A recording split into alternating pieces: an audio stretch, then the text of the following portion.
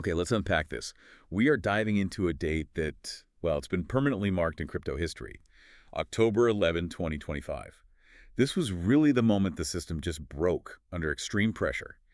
It was the day of the most brutal, uh, fastest, and largest market liquidation ever recorded. The scale is almost hard to comprehend, isn't it? It really is. The raw scale of the devastation, I mean, within just hours, nearly $20 billion in leveraged positions were forcibly closed. Just gone. And that translates directly to the immediate absolute wipeout of over 1.6 million individual traders. It's staggering. Just staggering. And to give you some context for that sheer financial violence, this scale was nearly 10 times larger than the liquidations we saw during, the infamous FTX collapse. Which was already considered a massive event at the time. Exactly. So our source material really lays bare how this global panic just escalated into a complete bloodbath. And it places the world's largest exchange, Binance, squarely at the center of the storm. Right in the middle of it. But our mission today, really, is to look beyond that natural desire to just assign blame. We need to dissect the structural issues here. Was Binance the sole culprit? The one responsible for lighting the match? Or was it something else? Or was it merely the massive amplifier Yeah. of this deep systemic market fragility that was kind of already baked into the entire crypto ecosystem? That's what we're looking for today, those structural answers. And it's really fascinating here, when you dig into the sources, is that the initial trigger wasn't even crypto native. It wasn't something from within the system itself. Okay, so where did it come from? It was a classic example of geopolitical shock rapidly infecting the decentralized world. The specific trigger detailed in the source material was U.S. President Trump's sudden, totally unexpected announcement. Via social media, right? Via social media, imposing 100% tariffs on Chinese imports. Just like that. Wow, okay. And the markets reacted instantly. Instantly. That announcement sent traditional global financial markets absolutely reeling, reacting to that sharp escalation of, trade wars. And because the crypto market operates 24/7 and is, highly sensitive to macro fear, It just absorbed that panic immediately. immediately, that panic found instant expression there. It wasn't a slow-moving crisis at all. It was rapid, almost instantaneous contagion that actually began outside of crypto's borders. And the data seems to suggest the crypto market was perhaps in the worst possible state for that kind of shockwave to hit. Absolutely. If we connect this to the bigger picture, the market was in an extremely optimistic state, almost giddy, you could say, and critically highly leveraged just preceding the crash. High leverage, that's always the danger sign. Always. The numbers really tell the whole story here. The total liquidation volume was around $19.5 billion, which is huge in itself. But the critical detail is that over $16 billion of that total came from the forced closing of long positions. 16 billion in longs, so people were overwhelmingly betting on prices going up. Overwhelmingly. That means the vast majority of traders were betting on continuous price increases. And when a market gets that heavily skewed to the upside, it just becomes structurally brittle. There's no push-in. Right, so when the selling started, There was minimal opposing support. People weren't looking to buy the dip initially, not at that scale, which led to this catastrophic feedback loop. and once that feedback loop got going, the speed was just unlike anything before. Correct. The price cascade was immediate. Bitcoin prices plummeted by nearly $20,000, and that kind of seismic drop acted like a vacuum, pulling the entire altcoin market down with it into a severe, instantaneous collapse. Which just dramatically intensified the liquidation pressure across all the centralized platforms, didn't it? Exactly. It became a system-wide fire sale. So that initial market crash, already devastating, was then amplified dramatically by what happened internally on the biggest platform, on Binance. Right. The focus shifts there because of its size. As those 1.6 million traders rushed, simultaneously desperately trying to stop their losses, or maybe even frantically buy the dip, that massive, instantaneous user influx completely overwhelmed Binance's systems. The infrastructure just couldn't cope. And that operational failure instantly translated into this wave of user fury reported everywhere. Social media, forums, we're talking widespread reports of trading interfaces freezing completely. Just talk. Can't click anything. Order submissions failing, and critically failed stop-loss orders. People had put those orders in place specifically to protect themselves in this exact scenario. And they didn't work when they were needed most. Exactly. Users were just left watching, completely helpless, as their assets were liquidated right before their eyes because the platform simply could not execute their protective commands in time. It's horrifying. And that operational meltdown was then compounded by this really bizarre technical oddity that became one of the most inflammatory points of the entire event, the zero price glitch. Ah, yes, this part is wild. The source material highlights that multiple altcoin trading pairs, including things like IOTX, ATOM, and ENJ, temporarily displayed prices on Binance as $0. Literally zero, or extremely close to it. $0. I mean, how does that even happen? Well, naturally, this display, just seeing the price of your asset marked as zero, led to immediate and widespread accusations of market manipulation. People thought the exchange was deliberately tanking prices. You can understand why. It seems impossible that a functioning market could display such a price unless, the data was being intentionally messed with. It looked incredibly suspicious, even if there was a technical reason behind it, which we'll get into. And the chaos didn't stop there. It was intensified because it apparently triggered this localized death spiral mechanism focused specifically on assets deeply tied to Binance's own internal ecosystem. Yes, this is a really crucial layer. Can you elaborate on which specific assets suffered this severe depegging? Yeah, the focus was on Athena's synthetic dollar, USDD, and also several critical liquid staking tokens, WB-ETH and BNSOL. Okay, so for our listeners, WB-ETH is wrapped staked Ethereum, and BNSOL is liquid staked Solana. Both represent assets that are staked on the main chain but offer liquidity on the exchange, right? Making them really essential collateral for leveraged positions. Exactly. People were borrowing against these assets. So when the core market chaos began, the USD price on Binance dropped dramatically. It plunged all the way down to $0.65. That's a massive break from its $1 peg. A 35% drop for a stablecoin. Unheard of, basically. And this depeg triggered this vicious, powerful negative feedback loop. Users who had used these assets, USDD, WBETH, BNSOL, as collateral or margin, Suddenly found their collaterals worth much less. much less. Their effective collateral value decreased by 35% almost instantly. This massively increased their clearing pressure, forcing rapid liquidation and creating that fatal self-reinforcing spiral. Your collateral drops, you get liquidated, which drops the price further, liquidating more people. That is just a terrible predicament for any user to be in, particularly if the platform's stability was already completely compromised. It's the perfect storm of platform failure and asset depegging.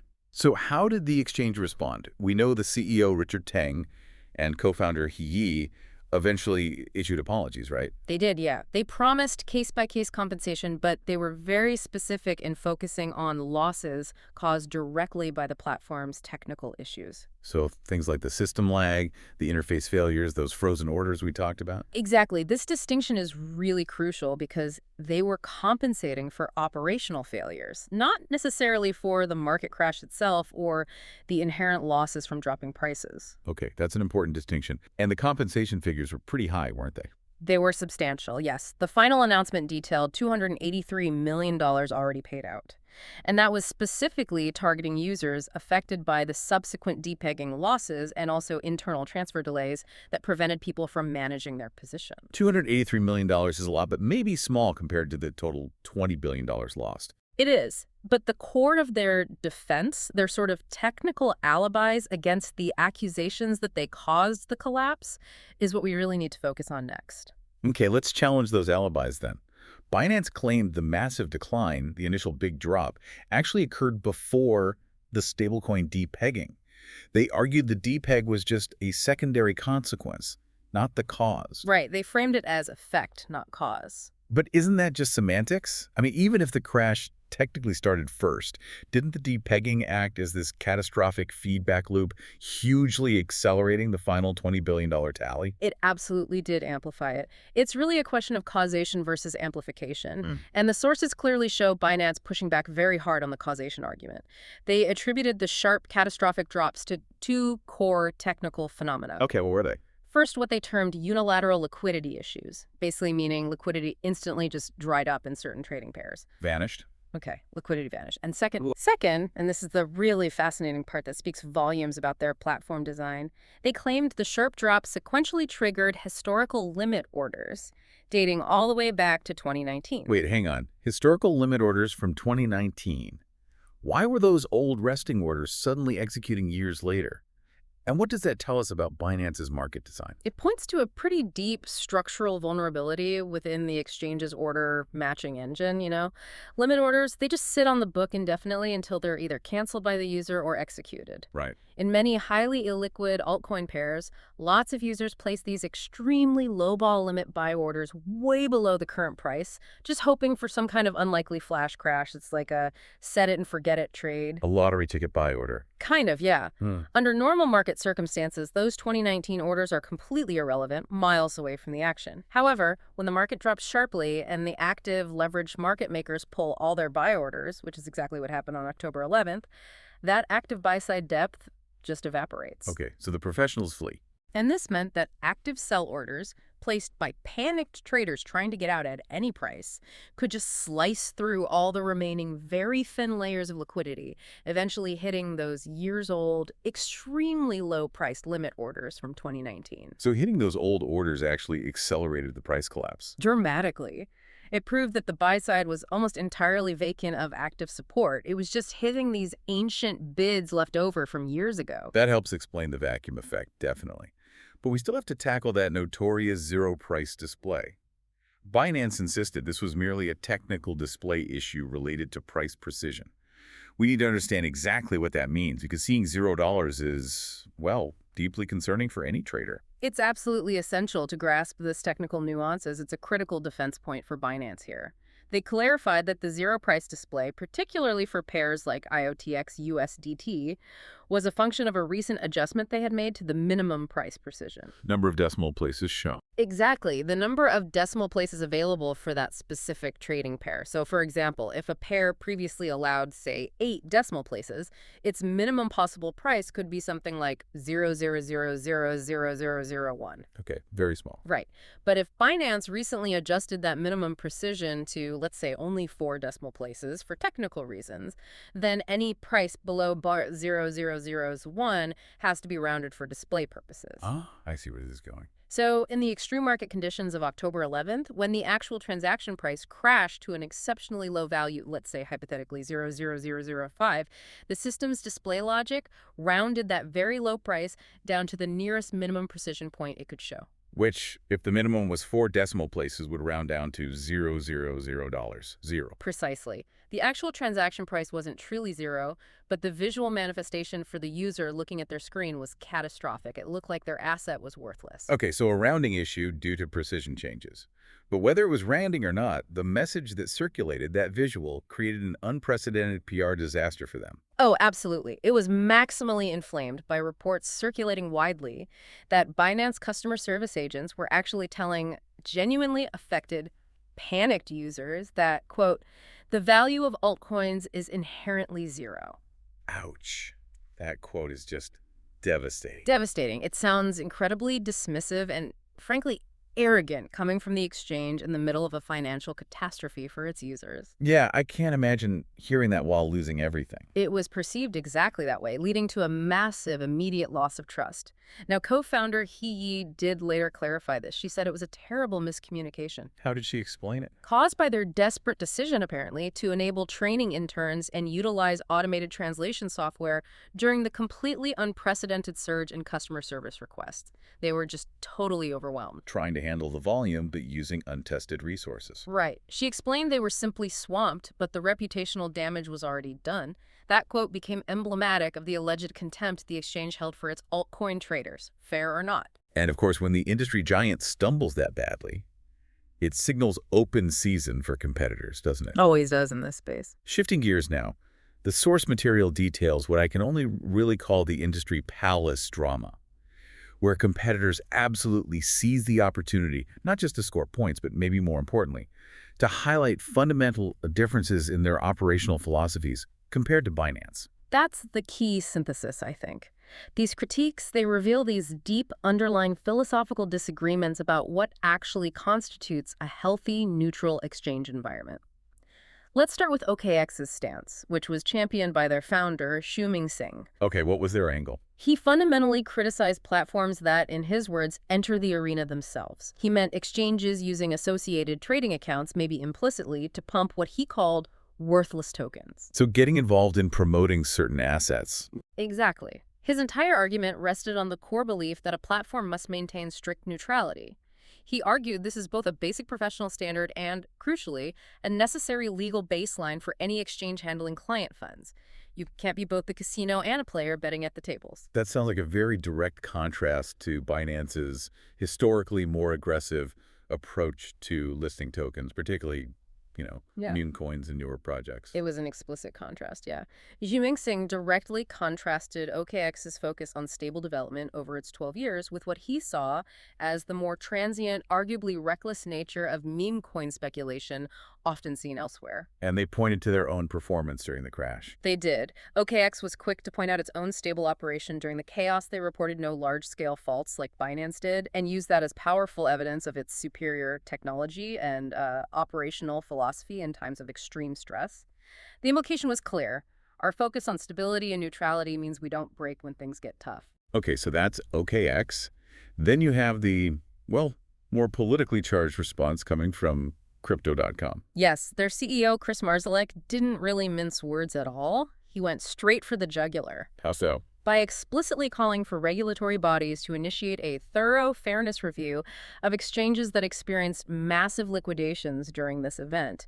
He directly questioned the system outages and, significantly, potential price manipulation. That sounds like it was aimed squarely at Binance. Oh, the sources confirm this was widely interpreted as an intentional, transparent targeting of Binance, capitalizing heavily on their technical failings, and the ensuing user outrage. It was a strategic move. But perhaps the most surgical and maybe technically the most damaging critique came from Athena Labs. They are the creators of that synthetic dollar USD that depegs so badly on Binance. Right, and they provided a really powerful real-world stress test comparison between centralized and decentralized systems. What do they show? This is the crucial comparison, I think. Athena founder Guy Young highlighted a really stark contrast. USD's standard mint and redeem mechanisms, the core functions of the stablecoin, actually function completely normally on decentralized exchanges, places like Curve, Fluid, and Uniswap throughout the entire crisis. Normally. Even with the market chaos. Completely normally. And think about this metric. $2 billion worth of USD was redeemed on those decentralized platforms within just a 24-hour window. That is an enormous amount of capital movement under pressure. $2 billion moving, and the price held up. Remarkably well. The price fluctuation on those DXs was minimal, only about 30 basis points. Just 0.3%. That's incredibly stable, especially compared to the drop on Binance, given the global market turmoil. Exactly. It effectively proved that the core synthetic dollar mechanism itself held up perfectly under extreme stress on decentralized infrastructure. Yet simultaneously, on the centralized Binance platform, the price plunged all the way down to $0.65. So why the difference? What did Athena blame? Athena explicitly blamed Binance for using its own internal order book as the price oracle reference for the lending protocols on Binance that accepted USDD as collateral. Okay, so because Binance's internal order book was itself suffering from those unilateral liquidity issues and the deposit and withdrawal blockages, it created a false, unstable price reference for the entire ecosystem built upon it. Precisely. That internal order book lacked the necessary external stabilizing liquidity from the broader market.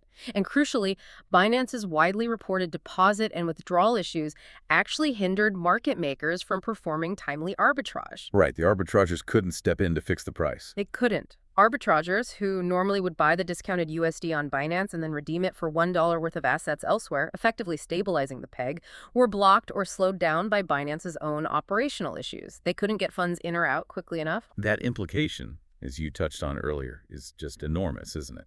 It suggests that if global decentralized liquidity pools had been used as the oracle reference, a more robust external price gauge, most of the lending markets tied to USD on Binance would likely never have been forced liquidated. Because the collateral value would have appeared stable, reflecting the true market price shown on DUXs. So the failure, according to Athena, was therefore a function of Binance's internal market isolation and its poor oracle design choices, not a fundamental failure of the USD asset itself. That was their core argument, yes. A damning critique of centralized infrastructure choices. And the accusations of, let's say, operational deceit didn't stop there. We had Hyperliquid weighing in, too. Your co-founder Jeff Yan accused Binance of severely lowballing its publicly reported liquidation volume figures. Yeah, this added another layer of suspicion. Jan argued that Binance might report only, say, one massive liquidation order hitting the system, when in reality, thousands of smaller individual liquidation events were occurring simultaneously under the hood. Which could lead to massive underreporting. Potentially, yes. He suggested it could lead to as much as a 100-fold underreporting in the final tally Binance shared publicly. His claim was partly based on the fact that Hyperliquid itself, which is a much smaller platform in terms of overall volume. What did they report? They reported $10 billion in liquidations. That's over 50% of the total market figure of $20 billion being reported by just one smaller exchange. Wow, that seems disproportionate. Wildly disproportionate. Hyperliquid's typical trading volume share of the overall market is usually around 12–15%.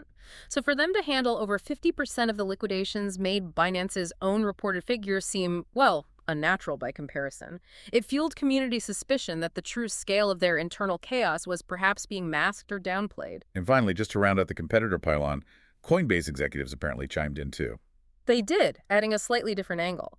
They criticized centralized exchanges, CEXs, that charge notoriously high listing fees, sometimes demanding 2% to 9% of the total token supply just to get listed. Which raises questions about incentives. Exactly. It further fueled the community's general distrust in what many see as the black box operation of some centralized exchanges, raising questions about listing standards, potential conflicts of interest, and whether platforms are prioritizing quality or just listing fees. Okay, so this entire section, this palace drama, it's given us plenty of targets for blame, right?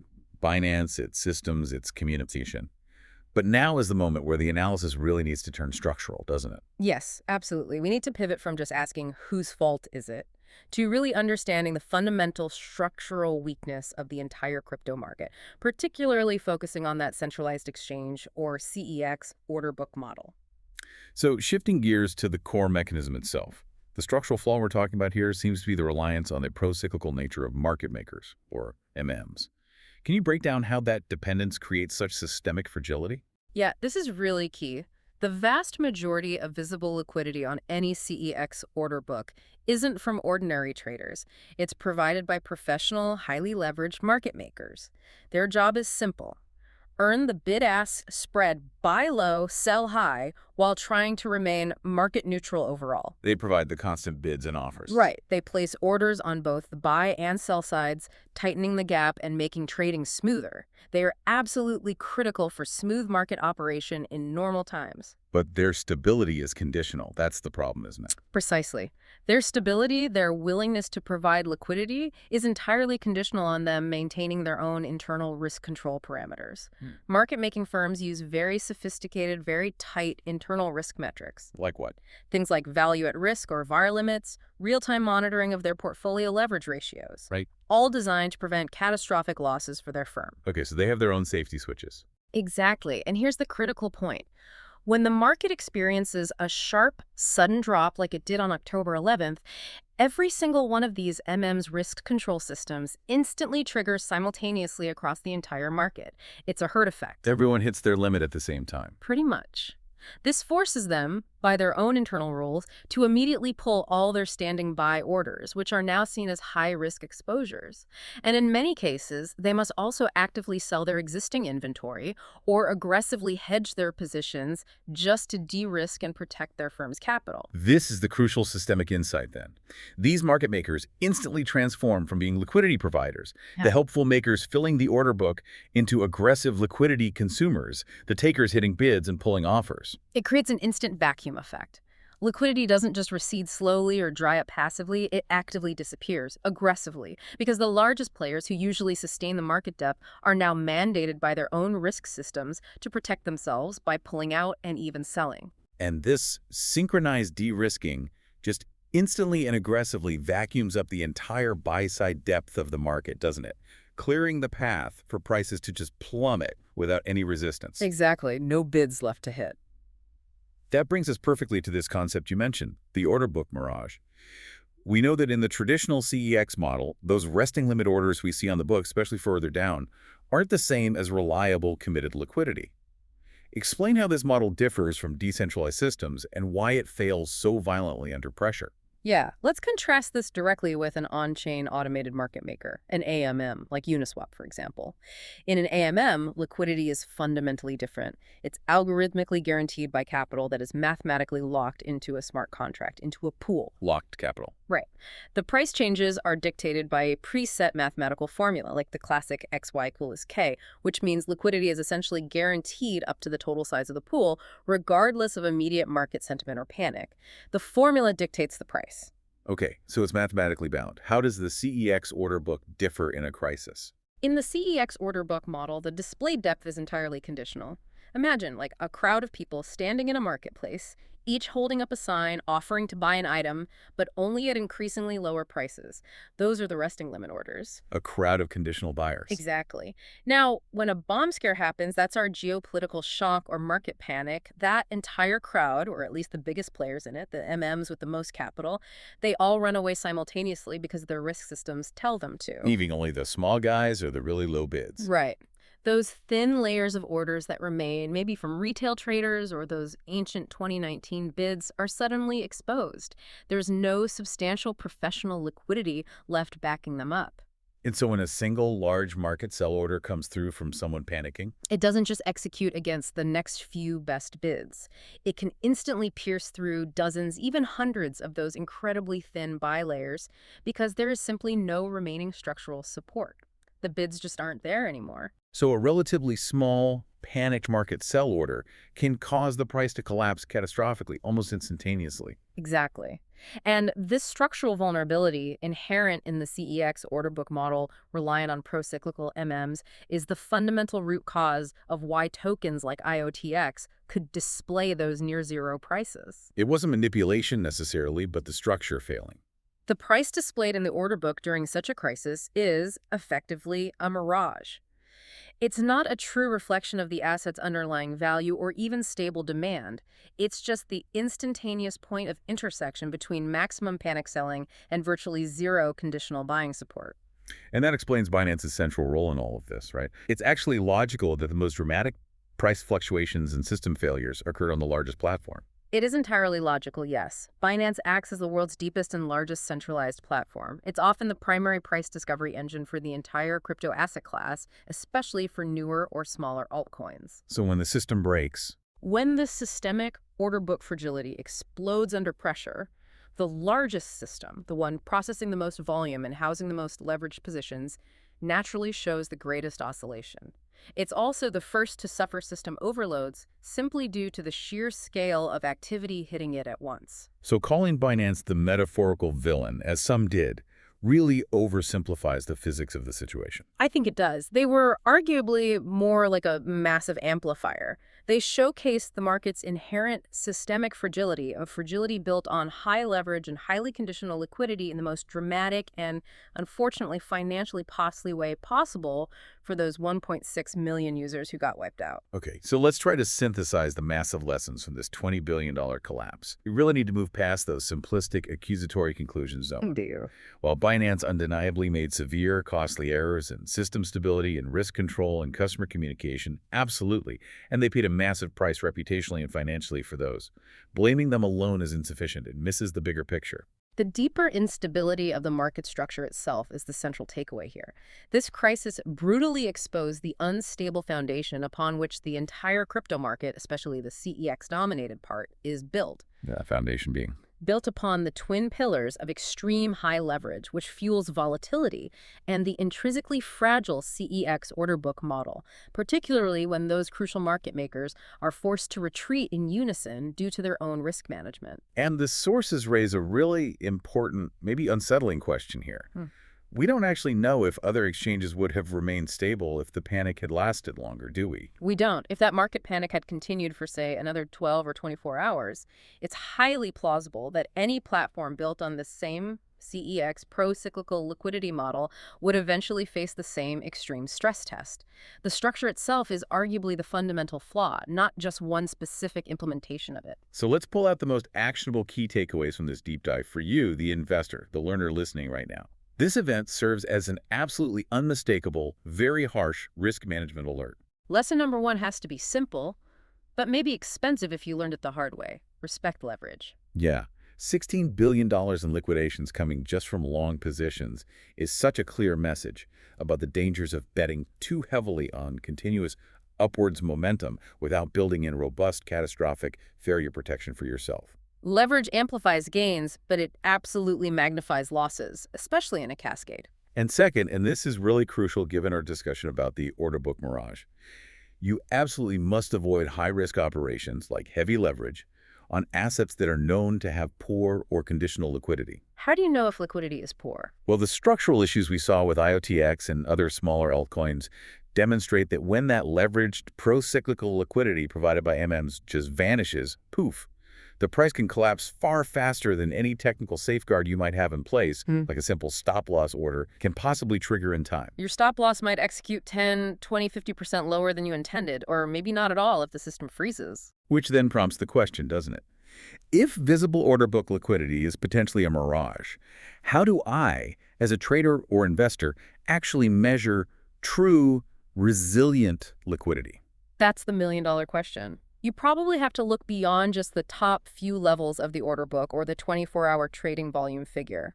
You need to assess how much potentially more stable capital, maybe institutional holdings, lock DeFi liquidity, or truly long-term community backing supports the asset, not just the transient volume provided by highly leveraged short-term MMs. It requires deeper diligence than just looking at the CEX interface. Definitely. And for the exchanges themselves, the key takeaways are also brutal but absolutely necessary if they want long-term survival in this space. What do they need to learn? Simply pursuing the highest possible listing quantity, just getting as many coins on the platform as possible, and maximizing raw reported trading depth. That's clearly insufficient. That depth, as we've seen, is proven to be conditional and can evaporate instantly. So the path forward requires a pretty fundamental shift for them, doesn't it?